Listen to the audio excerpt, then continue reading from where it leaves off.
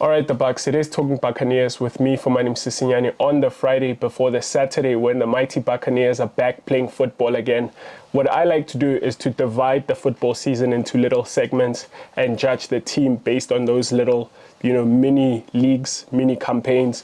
And with 8 games having been played before the recent international break, I would like to look at what we have learned, the 8 things we have learned this season so far. Coming in at number 1 is that Lepasa is the striker that we thought and hoped we would sign at the beginning of the season. Chukwamanja scored a lot of goals for us last season and he left without replacing. Added on to that, there was always the concern that Saleng would not score as many goals as he had scored last season. For the simple reason that in your second season, defenders learn about you, teams learn about you, and they focus their attention on you. But with 10 goals in 8 games so far, Lepasa has raised his hand to kind of claim that spot of being Pirates number 1, being the striker that Pirates hoped we'd always get coming into this major season. At number 2, the right back situation seems like it is fixed. A huge chunk of last season was played with Paseka Mako, who is a left back at right back, which raised a few questions whether or not the coach believed in the right backs that were at the club. Mid-season, we even signed someone like Craig Martin from Cape Town City, which further intensified those questions that we all had, that it doesn't seem like he trusts Shandu or Munyani at right back. One might even argue that the reason why we played with a system of a 3 and 2 wing backs is because we did not have a right full back that the coach believed could do a sufficient job in that position. Well, things have changed this season. It seems like he's going to leave, Bandile Shandu and James Munyani to battle it out at right back. At number 3 is that there's been a lot of progress made towards covering up low blocks in the league. A lot of criticism coming Pirates' way last season, even this season, that Pirates cannot carve up teams that sit in a low block and defend their own goal.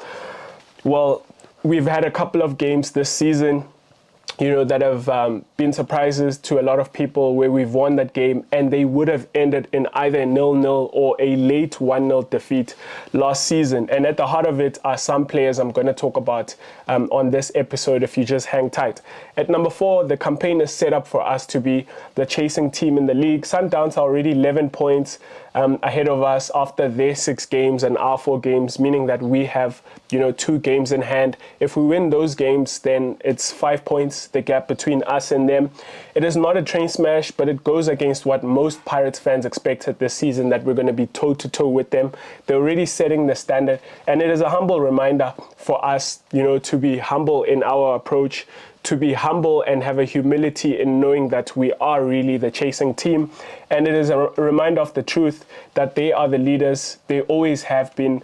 But at least this season, we are the chasers. And that's one thing that I guess we have learned after these 8 games. At number 5 is that Ndlondlo and Maswanganye are the brains of this football teams. Simply put, Ndlondlo thinks of how we can get the ball to the attackers, and Tito thinks of how we can attack.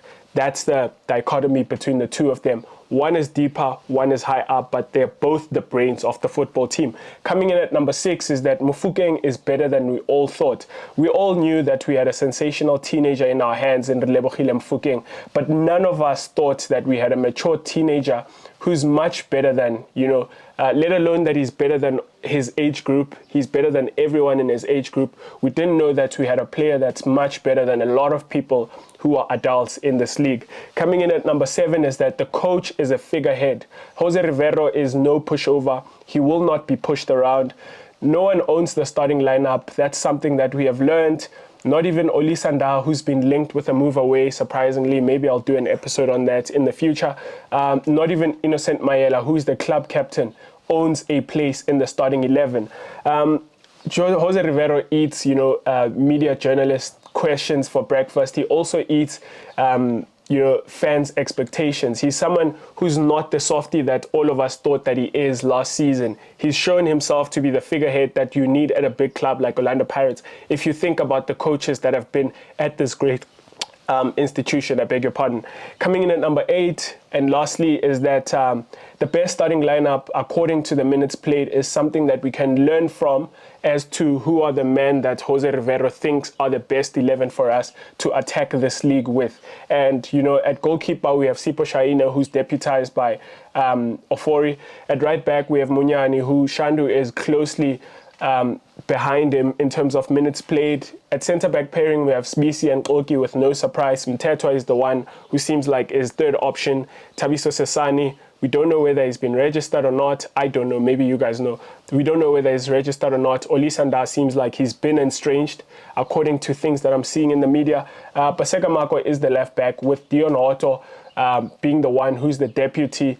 Innocent Mayela, surprisingly, has been playing more as a centre-back. In fact, maybe Mayela is even ahead of Olisanda at centre-back, being the one that plays as the left centre-back, as that ball-playing centre-back when it's needs must, when it's a game that we need to win and it's very late on in the game. At central midfield, we know Munari and Ndlondlo have been irreplaceable this season. Makaula seemed like he'd get a few starts here and there, he'd get appearances, but has since disappeared. Fortune Makaringe has played a match or two in that midfield, sometimes coming in for Ndlondlo, especially in those games in Africa that we played against Jabal in the CAF Champions League. Tim has made his return. We will see whether or not he will come back and replace Ndlondlo, as was the trend last season. Tim was playing alongside Monari, and Ndlondlo was sort of the one who was the deputy. The three behind the striker, Saleng at right wing, is irreplaceable since last season. Ever since, you know, gracing the starting 11, he's never let that shit up. Tito is the one that has replaced Kabelo Dlamini in that number 10 and has done it so gracefully. He's become one of the best players at the club. Lemkhile Mfukeng, surprise package for us. We thought he was going to be some sort of deputy for maybe people like Otladisa, who were signed for that left wing position. Even Temikosi Lodge, who seems like he's fully fit but he's not playing, which again feeds into what I spoke about Jose Rivero not being a pushover and no one claiming a place, no one being too big for him to manage. Mfukeng as being the surprise package, but he's been the favorite left wing for Jose Rivero, with Otto as well coming in that position every now and again. And at number 9, we have obviously Zakele Lepasa, who's doing so well for us. And the deputy seems like it's going to be Kemet Erasmus. Swaibu Maru has always been fit, but he's not been playing, which raises a few question marks whether or not the coach believes in him. Evanga, we saw him in the African competition, the CAF, but I don't think he's going to get a place ever. Evanga, no pun intended. I don't think he's going to get a place ahead of any of our strikers. Evidence Mahopa, another one, few appearances here and there, but nothing really solid. Kemet Erasmus is back apparently from injury, and he's the one that I think the coach will always use to deputize Lepasa, who's on red hot form. And those are the 8 things we have learned so far. What are some things that I've missed? What are some things that I'm completely wrong about? Put it all in the comment section. Thank you for subscribing. Thank you for watching. I will not be doing a preview of the Zwaneng first leg in Africa this weekend, just simply because I don't have enough information for me to give you, a good pre-match analysis. So what I'll be doing is I'll be doing a reaction after that game, and I'll definitely be doing, Lord willing, I'll be doing a preview of the second leg against Zwaneng. Thank you for watching. Up the Mighty Bucks. Cheers.